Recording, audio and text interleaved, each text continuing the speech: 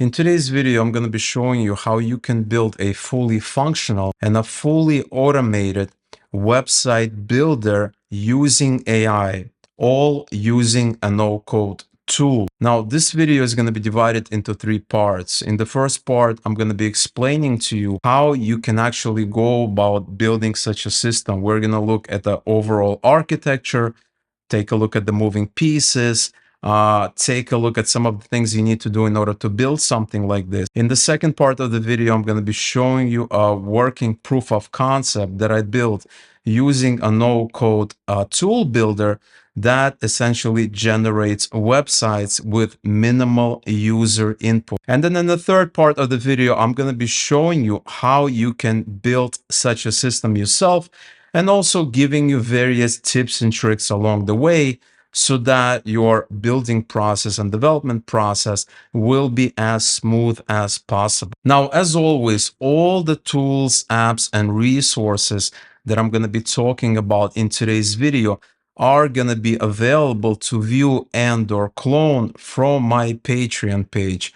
And you're going to see a link to it in the description below. Now, first, let's talk about how you would actually go out and build such a tool. Let's talk about the general architecture. So here we have a basic general diagram, an architecture diagram that kind of explains how you can build such a tool. So the first thing that we're going to do is we're going to ask the user to pick a topic. Okay, what kind of website do they want to build? Is this going to be like a tech website, a cooking website, a fashion, etc., etc.? Once they pick a topic, we're going to generate images in that specific niche. Okay, next we're going to generate the actual text for the website. So if this is a blog that we're building, a blog type of website, we're obviously going to be generating titles and articles. If this is going to be a different kind of website, we're going to generate different text that's going to be applicable for that specific website. After that, we're going to, tell the user that we are ready to build your website.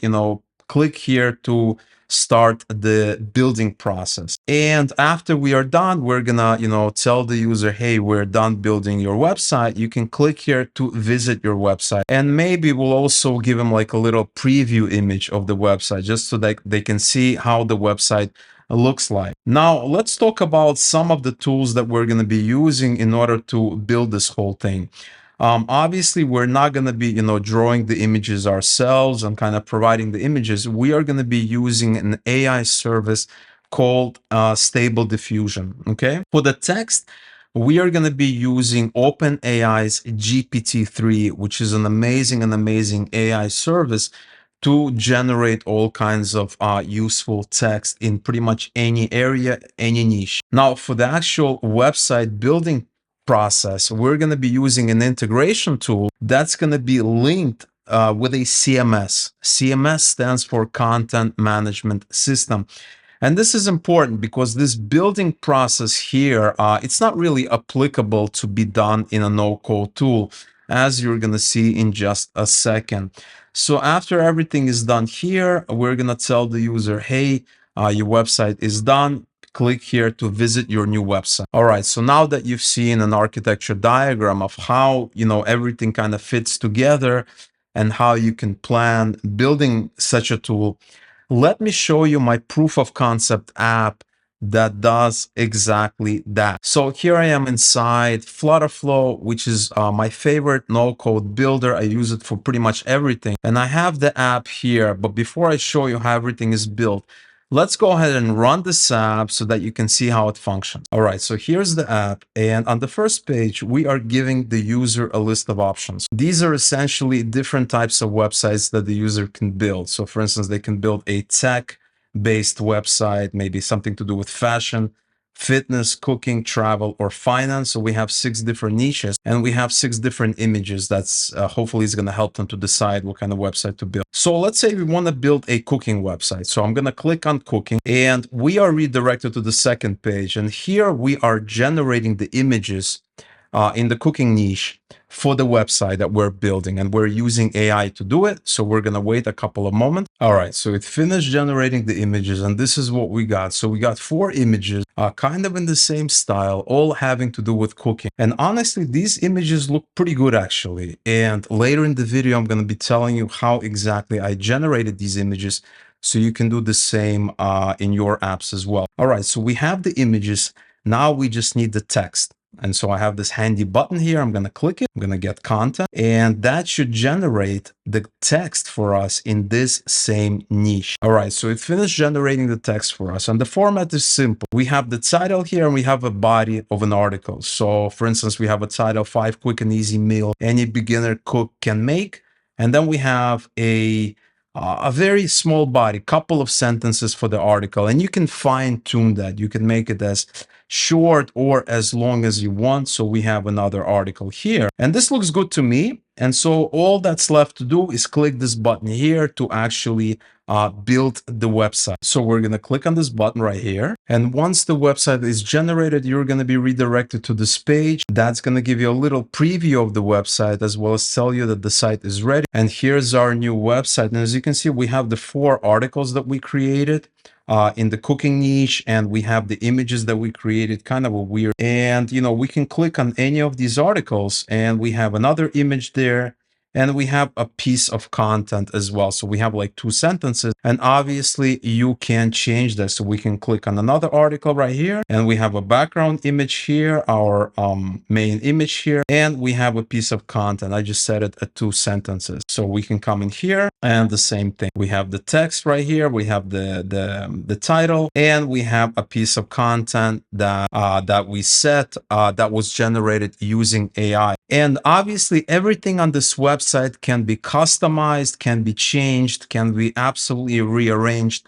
It's all very, very simple. But the point being is that our tool essentially generated a fully functioning website, and you can create as many of these websites as you want in just about any niche. You can customize it, you can change it around. It's all very, very simple. And then you can regenerate it in a different niche and do whatever you want. All right, so now that you've seen how this tool works, you've seen the flows, you've seen the end product here, you've seen this website, you've seen how you can customize everything. Let's jump back into FlutterFlow so that I can show you exactly how I build this tool, all the moving pieces, everything, how it all works together, so that you can build a very similar tool as well. All right, so here we are inside of FlutterFlow, and on this first page, we are simply listing the different categories, the different niches that you can build. And all I have is a Cloud Firestore. I have a collection called websites, and I have 6 documents. Okay, and for each document, I have the image, and I have the name of the category. So here I have a tech, here I have a fashion, here I have fitness, and I generated these images using a Stable Diffusion tool that I'm going to show you in a second, the same tool that was generating the images for the website.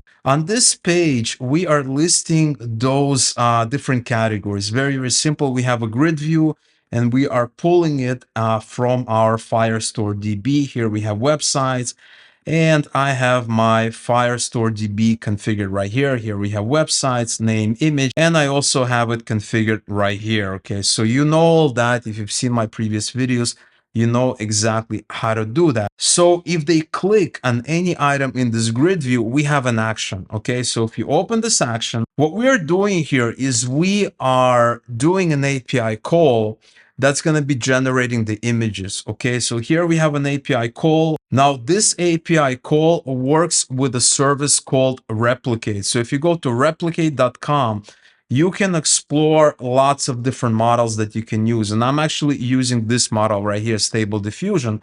So if you click on it, you essentially give it a prompt. So an astronaut riding a horse on Mars, art station, etc., etc. And if you give a prompt like this, you're going to have an image that looks like this. And if you click on API and you click on curl right here, you will see how to format this request. So if you go back into my app, I can actually edit this API call. I have my token here. Your token is going to be obviously different. Do not use this token. It's not going to work. And here's my API call called gen image. Okay, so what I'm doing here is I'm sending the headers. I have the body here. Okay, this is a copy of basically this call right here in replicate.com. So all I'm doing is I'm copying everything here and I'm changing the prompt. So the prompt is, we have a variable here. And so if the user chooses to do a tech website, we're going to say tech in modern art style HD. If they pick cooking, we're going to say cooking in modern art style HD.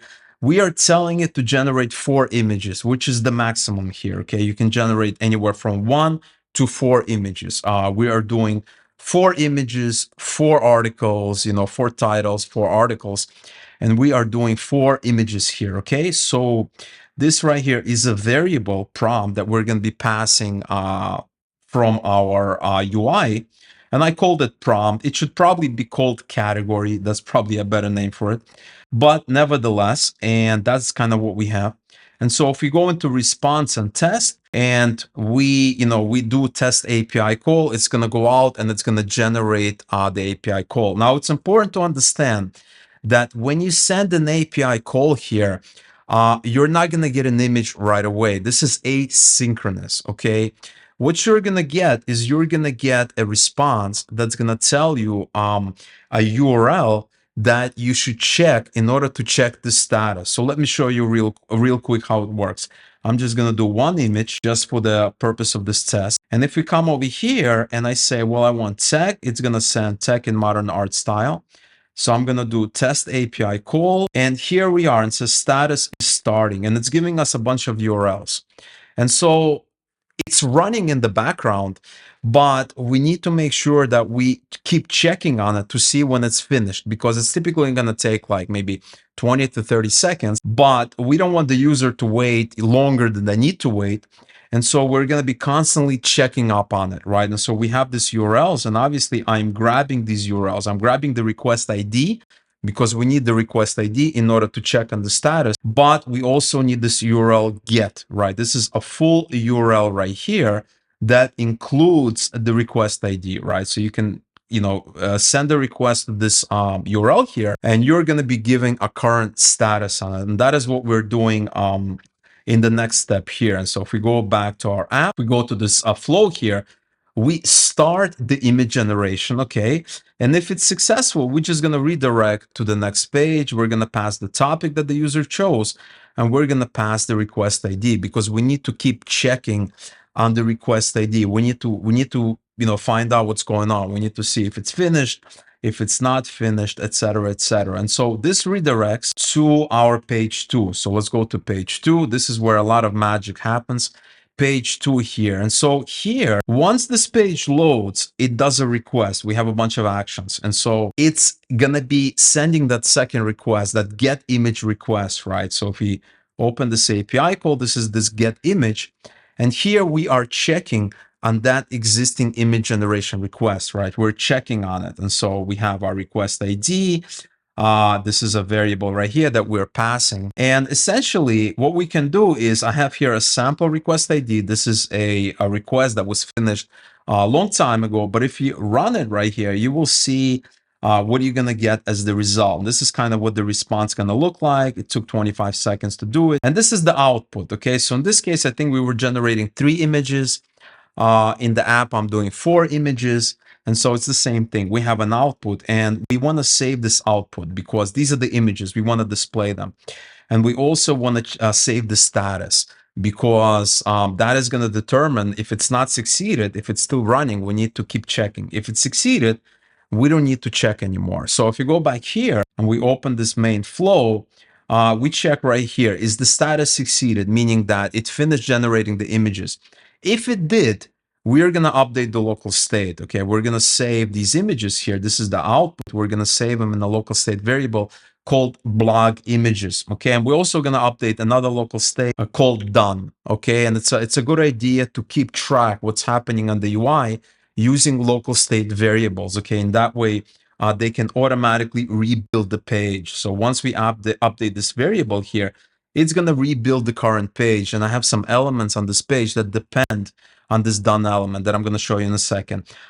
If it's not finished, right, this status is equal to succeeded is false, meaning it's not equal to succeeded.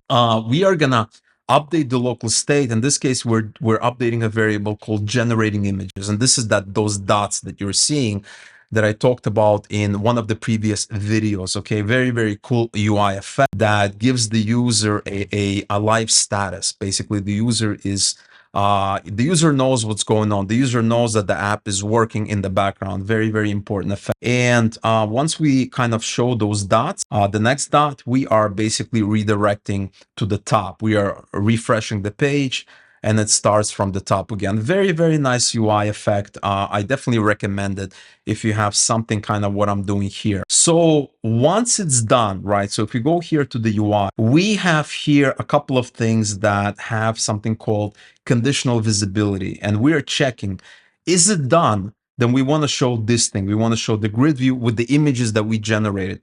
If it's not done, right? If we have here a stack with two columns that are going to be displayed exclusively. Either this column is going to be displayed or this column. If it's not done, as you can see, we have not done. And then we're going to be displaying this generating images and a couple of other things. Okay. And so it's going to be generating images. And once it's done, you're going to see them in this kind of grid view here. And you're also going to see this get content button here. Okay. Because there's no point to generate the content if we still haven't generated the images. Okay. So once the images have been generated, you're going to see this button here. And this button has a bunch of flows as well. We're going to open it up. And this button here does a backend call to our OpenAI in order to get the text and things like that. So it passes the topic as a variable. Let's go ahead and look at that API call. This is the API call. And we are doing OpenAI completions, right? And that's basically this thing right here, right? If you go to OpenAI, you can essentially tell it to generate 4 blog article titles and 2-sentence article on the topic of technology. And this is what we're passing as our variable here, right? This will depend on what the user picked, right? And this is kind of what we're getting back. We're getting back titles, 2 sentences, title, 2 sentences. Obviously, when you're building the app, you may want, longer, right? You may want more sentences. You may want, a couple of paragraphs, right? It all depends. But if we come over here and we go to the body, this is exactly what I have as the prompt. Generate 4 blog article titles and 2-sentence article on the topic of topic in the following format. And I give it a special format that's going to be easier to kind of parse later. And so we have a variable called topic that's passed from that first page. We have a topic here that's being replaced here. And this is kind of the main request, okay? So if we come back here, once they click on this, right, we have a flow. And once it's done, we update our local state. Okay, so we have a block content variable, and that's going to display this variable right here. That's going to display the text underneath the images. So it's a nice effect. You're seeing the images and you're seeing kind of the text below them. It's kind of a little preview of the website that's going to be generated essentially. And once this is done, this button here is going to be active. It's going to be available, right? Because this button also has conditional visibility based on block content. So only once block content has been set, remember, it's always advised to use local state variables here anytime you're doing something dynamic, okay? So we have block content is set, not empty. We want to display this button. And now if you click on this button, we come over here and we have more API calls. Okay, so we have an API call called build site. And if it's successful, it redirects us to the next page. That's going to show us site preview URL and a site domain. Okay, so this is where the user can click on the link and actually see the site. Now, what exactly is happening here? Well, there's a lot of things that are happening here. Okay, what I'm doing here is I'm making an API call to a third-party service that's called Instagrammat. Okay, so this is the service right here. I talked about it in some of the previous videos. I really, really love this this tool here. And the reason we need to use this tool is that in order to generate the site, we need to do few steps. We need to do several API calls, as you're going to see in a second. And it's very, very cumbersome to kind of do this process in a no-code tool such as FlutterFlow. You want to do it somewhere else. Let me show you the flow real quick. So that you have a better idea of how things work, right? So this is our flow for generating the site. Now, don't be scared. It's not as complicated as it looks. What we have here is we have a webhook, right? This gives us a URL that we can connect to and send data. That's all we're doing, because if we go to our app, what do we need to do in order to generate a website, right? You have to think logically, right? If we go to this button right here, we open it up, we have a call here. We need to pass images, we need to pass titles, and we need to pass articles. And what's nice about this approach, and this is something that I talked about it in the beginning, is that this part is kind of separate from this other part, right? On our app, we are generating the images, we're generating text, and then we take all that and we forward it to another tool. And I really, really like that approach because it separates things together. I can debug and test my app separately, and I can also debug and test this flow separately, right? So what we have here is we are essentially passing an array of images, an array of titles, and an array of articles. That's going to be glued together eventually and become different pieces of content. So this thing accepts our data structures, right? So if we go to one of the histories here, let me go back here. We're going to go to histories. We have a bunch of histories. I was testing it. We're going to go into details. And as you can see, we are passing images, titles, and articles, and we're doing it from FlutterFlow, right? Images, titles, and articles. And so if we come back here, these are the images, these are the titles, and these are the articles here, right? Next, we have something called an iterator. And what it's going to be doing is it's going to be cycling over each one of these items here. So we have 4 images. It's going to cycle through 4 items because we're going to be creating 4 blog articles, right? And so this iterator, what we are telling the system is we wanted to cycle through every one of the items. And for each item, we're going to be sending another request in order to create that individual item. Okay, in this case, it's a blog article, but it could be just about anything, right? Like an image gallery or just about anything. And so for each one, we want to create and publish an item. And then after we are done, we want to combine everything together and we want to publish the site, because if we don't combine, you see it says 4 here, and that is because there are 4 items. If we don't have this, it's going to publish the site 4 times, which is something that we don't want to do, right?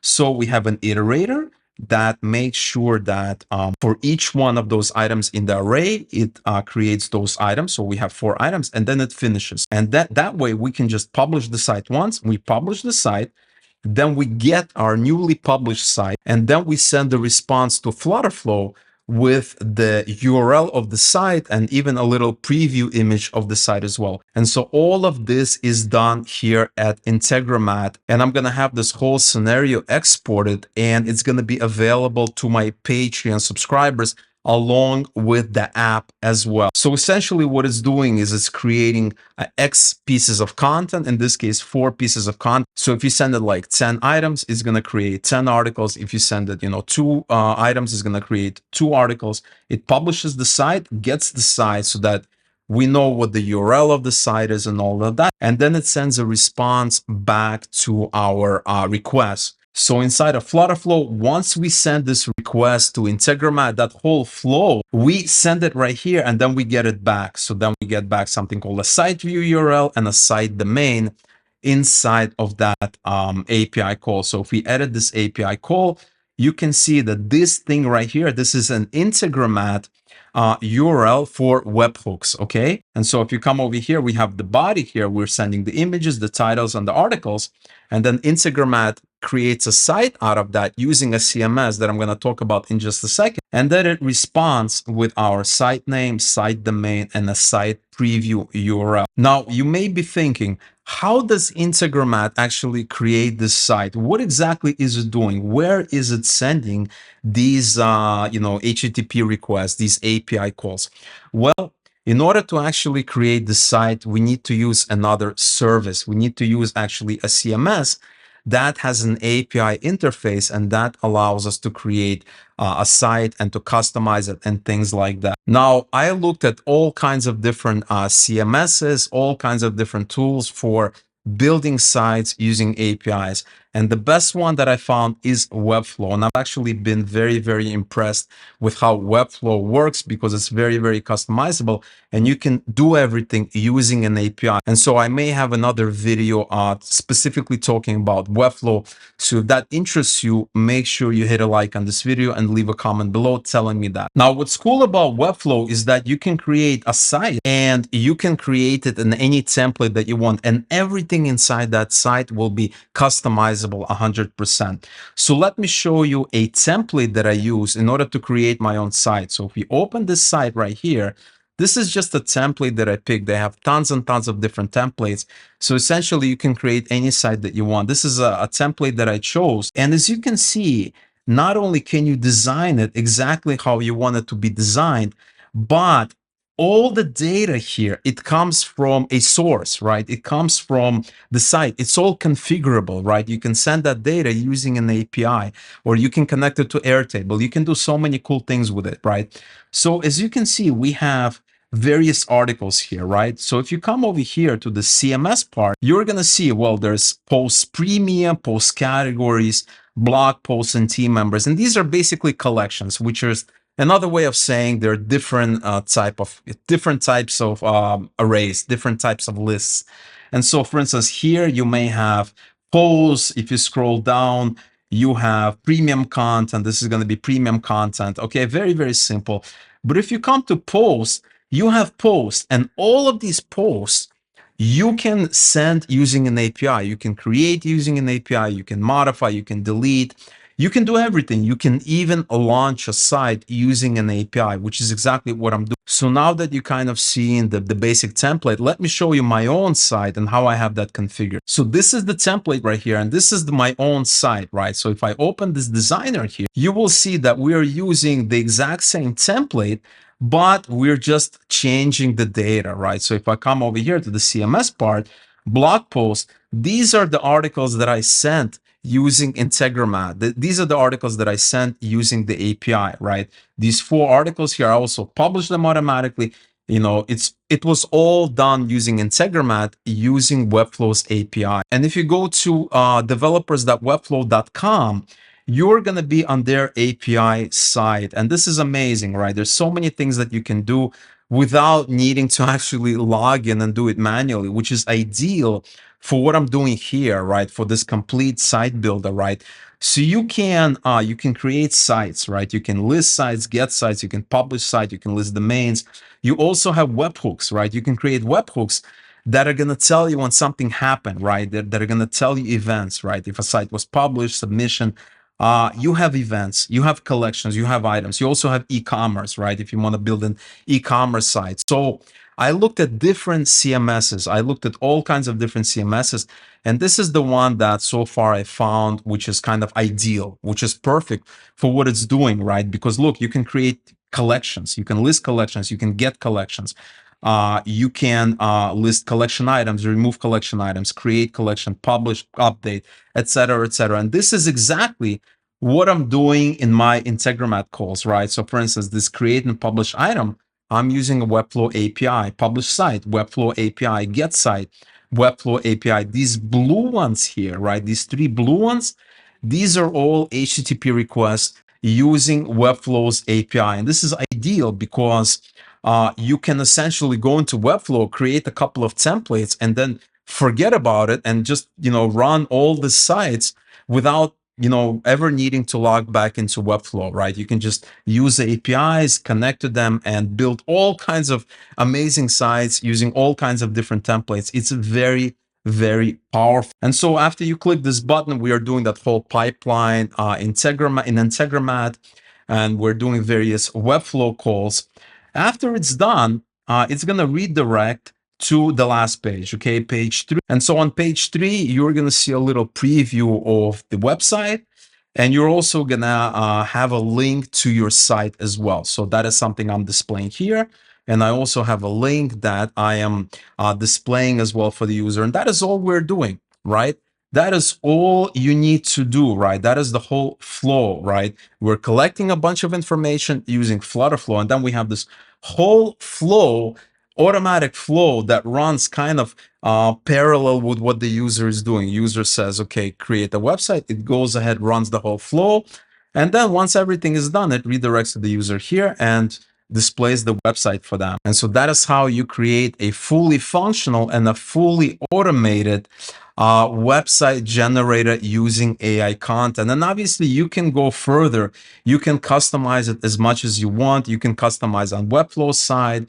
You can customize here in FlutterFlow. You can go as far as you want. There's really no limits. And I see a lot of business opportunities here, right? You can sell a tool like this. You can create a SaaS product out of a tool like this. You can just ask the user, what kind of website do you want to build today? And they can give you a topic, or maybe they can give you some more information. And then, a minute or maybe even less, you have a fully functioning website ready to go that the user has access. And so there's so many things that you can do here. You can take it as far as you want. You can build so much functionality, and you can make money potentially with this product as well. Now, if you're thinking to yourself, this is actually a good product, this is a good idea, maybe you're interested in kind of taking it further. Maybe you're interested in actually taking this idea and building a real SaaS app. You want to add your functionality. Maybe you want to tweak it. You want to fine tune it. You want to do some extra things with it. Then you definitely want to check out my Patreon community. Not only will you get access to this specific project, including the FlutterFlow app, as well as the scenario inside of Integromat and everything else that you need in order to really build out this project and taking it as far as you want, but you also get access to all my FlutterFlow apps, as well as some of the other apps that I've built using different no-code builders. But you also get extra content such as Q&As, live streams, behind the scenes content, and including my exclusive masterclass series where we do deep dives in specific areas where people have issues with. Essentially, the community votes on a specific topic, and I go out and I do a special masterclass where we explore that specific topic. Plus, when you join our amazing Patreon community, you're going to be supporting this channel and supporting my work. So if you're not yet a member, I definitely advise you to check out the community and think about joining. Now, if you guys enjoyed this video, check out the video you're seeing in the corner right now. That's a great video, and that's going to help you to kind of better understand how to build similar apps such as this one.